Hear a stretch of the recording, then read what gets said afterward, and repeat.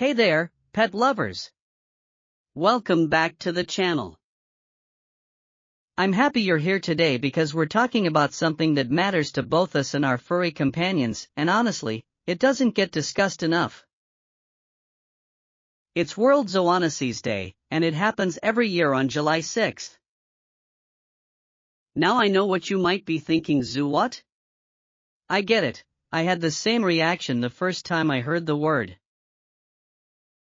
But stick with me, because this is one of those things every responsible pet owner should know about.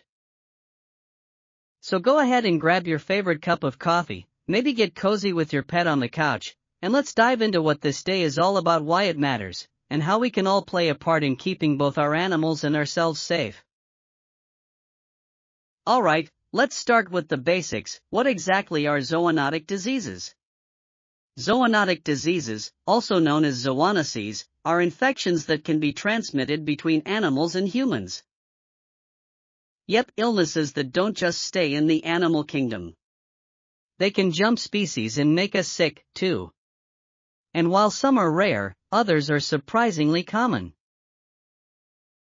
You've probably heard of some of them already, like rabies, Lyme disease, salmonellosis, and toxoplasmosis, yes, the one linked to cleaning cat litter boxes.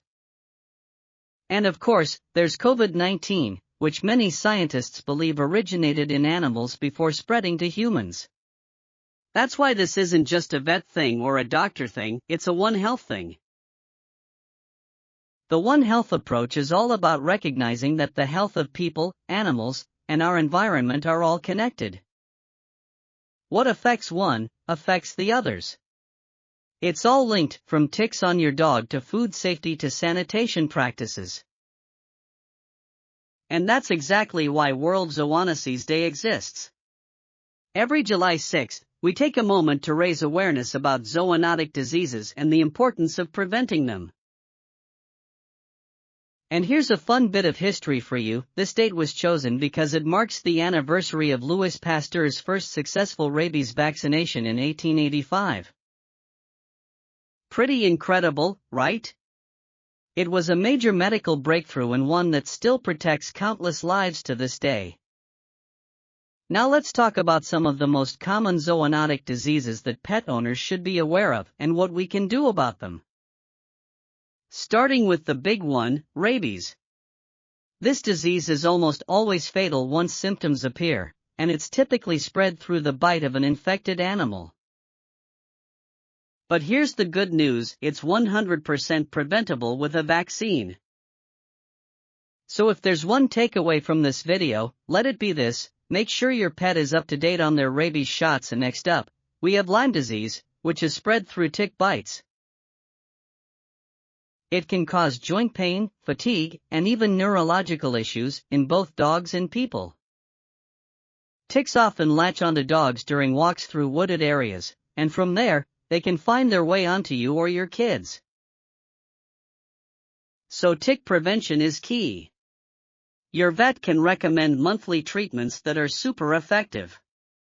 And don't forget to give your dog a good check after hikes or time outside. Now, here's one that sounds worse than it is: ringworm. Despite the name, it's not a worm at all, it's a fungal infection.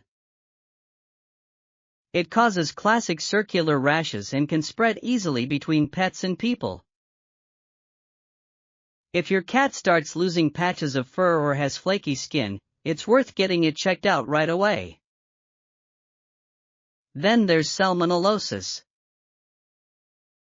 Most of us think of salmonella as a foodborne illness from undercooked chicken, but pets, especially reptiles, birds, and even dogs, can carry it, too. So always wash your hands after handling animals, especially exotic pets, and try to avoid letting them lick your face or any open wounds. I know it's tempting, but it's not worth the risk. And finally, toxoplasmosis. This one is mostly associated with cats and their litter boxes. The concern is highest for pregnant women because it can cause serious complications for unborn babies. The risk mainly comes from contact with infected feces, so if you're expecting, avoid cleaning the litter box if you can, or wear gloves and wash your hands thoroughly afterward. So now that we know the risks, what can we actually do to protect ourselves and our pets? Here are a few simple but powerful steps. First, vaccinate. I can't stress this enough. Core vaccines like rabies are legally required in many places, and your vet may recommend others based on your pet's lifestyle or where you live, like leptospirosis or Lyme disease. Stick to a proper vaccination schedule. It's one of the most effective ways to keep everyone safe. Second, schedule regular vet checkups. Even if your pet seems perfectly healthy, annual exams help catch issues early, including parasites and infections that might not show obvious symptoms at first. Third, practice good hygiene. Wash your hands after handling pets, especially before eating. Keep litter boxes clean, scoop daily, and regularly wash your pet's bedding, toys, and food bowls. Fourth, stay on top of tick and flea prevention. Your vet can recommend safe and effective products to protect your pet year-round. And it doesn't stop there. Check your dog after walks and try to keep your yard clear of brush and tall grass where ticks love to hang out. Lastly, be a responsible pet owner. Pick up after your dog, train them to avoid aggressive behavior, and don't let them interact with wild animals. If you have young kids or someone in the household with a weakened immune system, be extra cautious and talk with both your vet and your doctor about any special precautions. At the end of the day, preventing zoonotic diseases isn't just about keeping your family healthy, it's about protecting the wider community, too. Every vaccinated pet, every clean litter box, and every properly removed tick makes a difference. And one of the most important things we can do? Spread awareness. Share what you've learned today with other pet parents. Talk about it at the dog park, with your kids, or even on your socials. The more we all know, the safer we all are.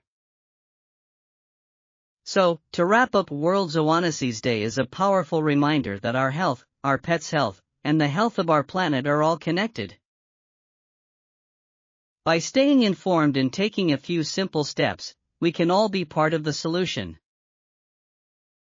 If you did, give this video a thumbs up, subscribe to the channel, and hit that notification bell so you never miss an update. Until next time, stay curious, stay safe, and most importantly, keep loving your pets. See you soon.